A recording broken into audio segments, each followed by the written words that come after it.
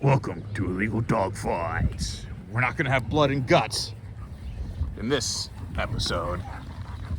It's because I'm exercising these two, and I'm going to talk about the myths of the Doberman. Myth number one, that they're stupid. When I told my coworker, who's kind of the Cliff Clavin of my work site, you know who that is, you're showing your age. But first thing he said is, oh, be careful, that's one of the dumbest breeds out there. 100% false. Depending on who you talk to, they're either the fifth smartest breed or the absolute smartest breed. Yeah, it depends on what you're using as your metric, but nowhere are they considered dumb. Second myth, locking jaws. I use the phrase, they bite and release, but a Belgian Malinois or German Shepherd, sorry for my camera work here, will lock on. By lock on, I mean they will bite and not let go. There's no animal out there that I know of, especially no dog out there, that has a jaw that will lock in place or lock closed. From a biological and an evolutionary standpoint, that wouldn't even make any sense, because if your jaw locked shut, how would you get it open? Yeah, an animal that bites you and doesn't let go is not letting go because it doesn't want to, not because it locked onto you. So if you hear someone say that they locked on to an arm or something, they mean like locked on like a missile, like a heat-seeking missile was locked onto its target. That's what that means. Third myth, Dobermans will turn on their owner. This is, I don't even know where this would get started. This breed is known for being excessively loyal and loving. Now, I mean, if you walk by my house, it's World War III. But for all the people that they've met and I've allowed into my house, once they understand that you're supposed to be there, they're very loving and very kind. Because, again, that gets back to their intelligence. What was this? Myth number 4.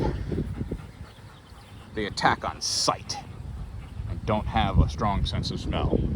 Now, there's certainly other breeds out there, such as bloodhounds, that are more scent directed. Juliet, Jack, sit. Sit. Jack, stay. Juliet.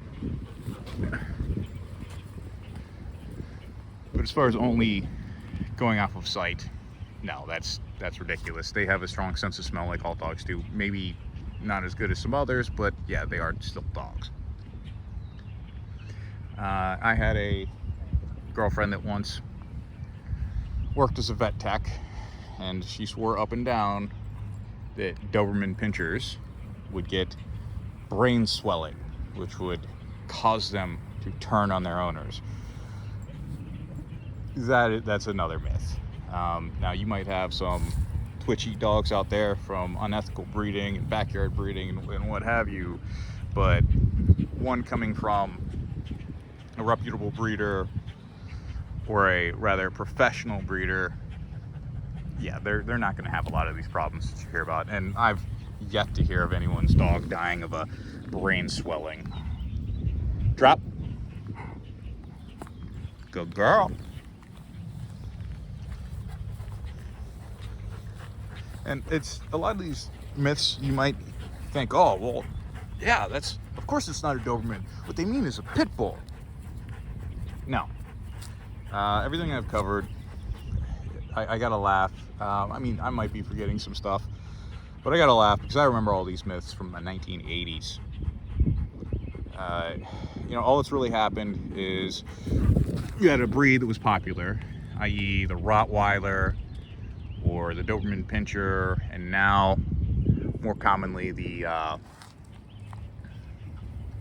bully breeds, the pit bulls. You have these people that, these myths have gone from one breed to another, and they're used as an explanation for people who really didn't know what they were doing in training their dogs, and their dog did something bad, so they either don't understand dog behavior or never took the time to like really train their dog. And so they want to come up with an excuse for the human's failure. They want to blame the dog. Now, if you own a Doberman Pinscher, it is 100% going to bite you. 100%. Now, what I mean by that is it's how they play. If you're going to wrestle and do this, all right, they're going to, okay, he's not going to bite me on command, but it's how I play with them. You've seen my other videos, right? It's how dogs play. If you're going to roughhouse and play with your dog, and some trainers will tell you not to do that, but I do it anyway. You know, it does help with bonding, but they're gonna put their teeth on you, and that's considered a bite, but they're not gonna break skin. It might be a little uncomfortable for you. Jack likes to kind of nip at my son's feet when my son and I are roughhousing. Jack has my back 100%. Juliet, conversely, will nip at me when I'm roughhousing with my wife and my child.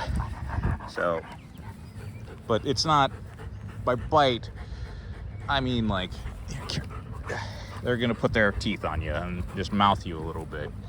As a puppy, another story. I had bruises all over my shins, my wrists from this one and that one. So, yeah, extremely loyal, extremely intelligent, very, and they will analyze the situation, but overall great breeds. And you know what? I'm a fan of the pit bull. I had a pit bull growing up, so I know about some of these myths. I'm trying to think of any others out there. If you'd like to drop in the comments any dog myths, regardless of breed, especially Dobermans, but any other breeds out there you want to drop in the comment section, please do so. I always love these myths, and we only really get rid of them if we talk about how kind of dumb they are and how baseless they are. Like and subscribe for more illegal dog fights.